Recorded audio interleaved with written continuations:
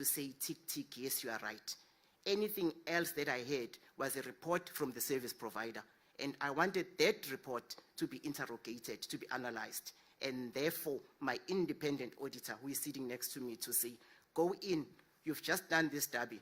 Look at this report. Does it sound correct? And we looked at that report. And after that, then the provincial commissioner wanted a meeting. And from respect, we said, I'm not going to issue any statement until we have a consolidated meeting with the commissioner, because this can't happen without the province and the commissioner allowing it to go on with everything else that was being said. So in social media, all over, fake and correct news were being flaunted around. So we had to have a meeting, the one that we had yesterday. Took us about 4 hours to go through the process. And that's why we're sitting here today jointly to say it's all under control. Thank you. Thank you very much, CEO. I think we had another hand this side. I've noted you, Robin Juk. Looking for, okay, I think that person was probably covered. Let's go to Robin Juk. Madlala. Matlala. Oh, Matlala. Oh, Matlala. Yeah. My question is, with regard to the service provider, has the issue been resolved? Because we just got 2 days. Who's your question directed to? Yeah, I'll do that at the end. Okay. With the service provider, we got 2 days, I think, left now for the final. Has the issue been resolved when it comes to ticketing, if someone wants to go and buy the ticket now? Because I said, it's just 2 days left, and then where are we right now? To you, CEO, and also Betty here. You were not listening. Fatu, if I can deal with that quickly, and we need to differentiate between ticket distribution and ticket purchase and the operational execution. There was a detailed meeting this morning again on the operational execution, and part of the reason why we use this service providers at the venue we manage is that there's a double scanning principle applicable there. You scan your ticket twice, and we got rid of the so-called till slip tickets. So the operational execution, we need to focus on that as well. And that is the generals and the authorized member, they scrutinized that plan this morning. And I'm very confident, having gone through the derby on Saturday, where we had 89,000 people, 50 fake tickets, all that we found. So that portion, box tick, let's hope it's on like that on Saturday as well. Your question, if the problem is resolved with the platform, there's no more tickets on sale. So you can't buy. The problem that we had to resolve is getting tickets issued to those people up to 41,000 that bought tickets, and that has been resolved. The next thing is people that paid but can't get a ticket, they need to be refunded. And I can't sit here and say it's 100% there. I'm saying to you it's 80% there. And a report will be provided to the PSL once everyone has been refunded. Thank you. As we wrap up this part of the press conference, can we get her the microphone, Fahida? I've not recognized you, sir. Let's go to the lady there. Thanks, Fatu.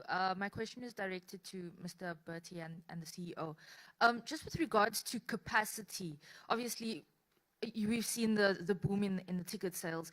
Was there, and it's difficult to sort of anticipate something like this, especially since it's a cup game and it's a cup final.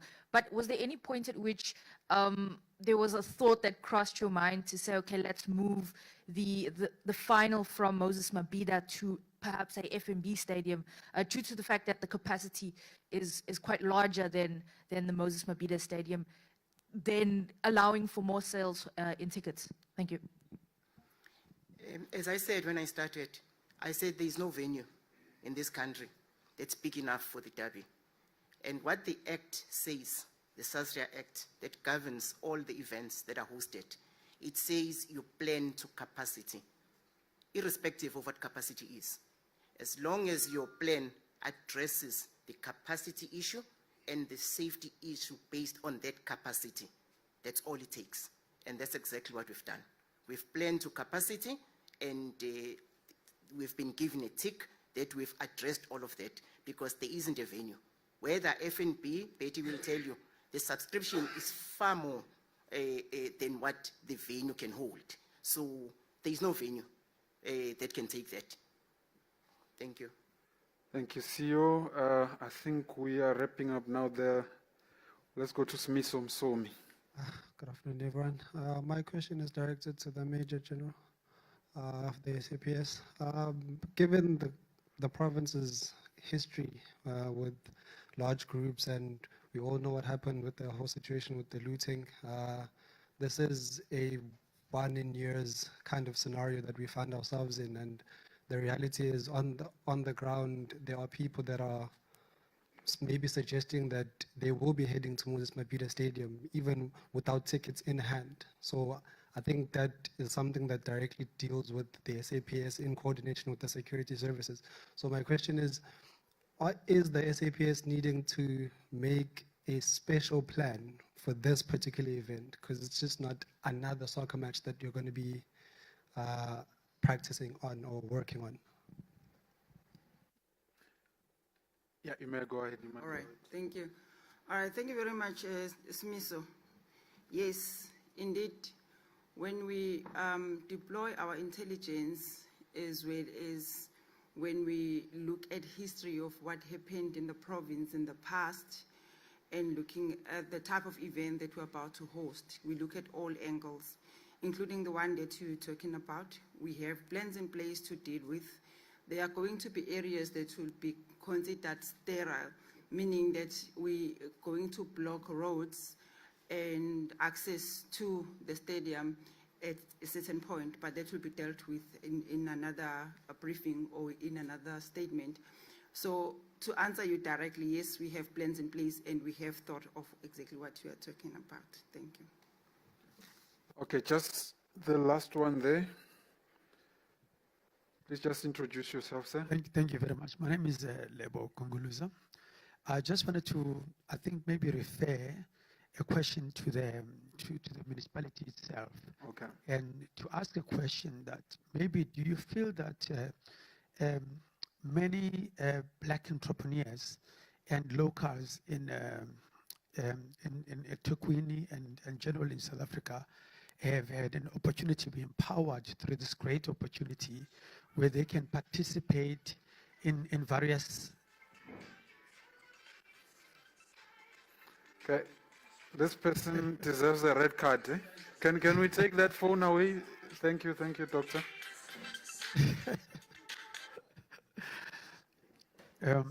No, mucho hablo. Yeah, because we're all about making sure that as many black entrepreneurs are empowered through such a humongous event. Do you feel like you've done all the checks and balances to make sure that entrepreneurs and local SMMEs are empowered through this event? Because I've seen even on the social media that there's huge complaints about the empowerment of black and SMMEs and entrepreneurs. Thank you very much. Thank you. Thank you so much. I think the first thing that we need to dismiss is the notion that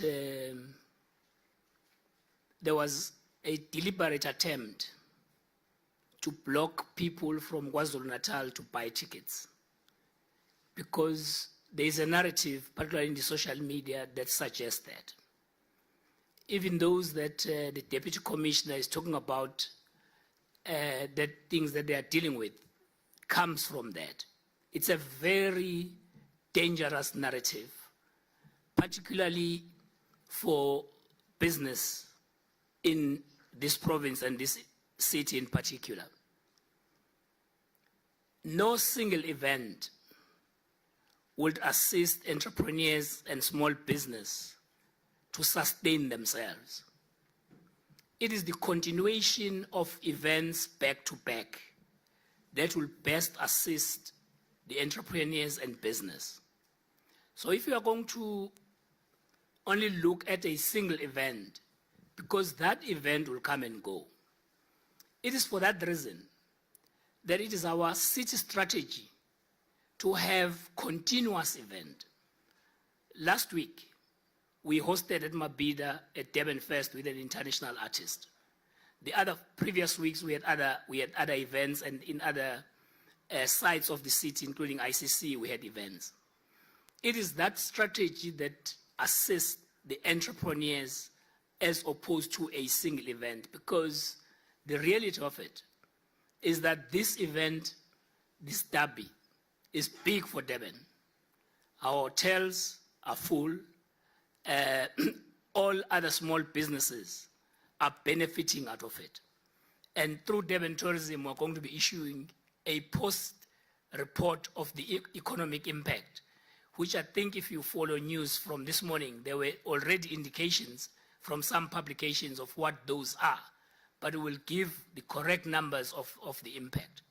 Yes, it is a deliberate strategy for us to host events in Durban on a continuous basis, because we know that is where entrepreneurs will benefit.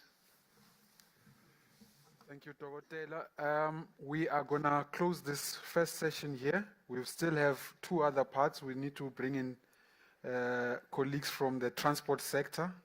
And then after that, we still have coaches. So we're going to release the four individuals who are on stage, our big bosses here, and then bring in Metro Police as well as PRASA on stage. No. So sorry, ma'am. You will have opportunities. Yeah, you'll have other opportunities. We need to clear the table and then proceed to the next one. You need to raise your hand. You can't just, yeah. Sorry, apologies. Let's proceed with the press conference. I will avail whoever you want for a one-on-one, that question that you have. Ne? Not during the live.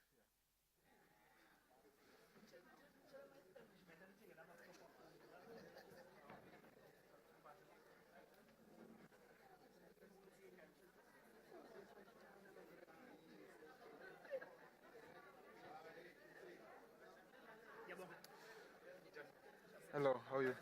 Good. Yes. In?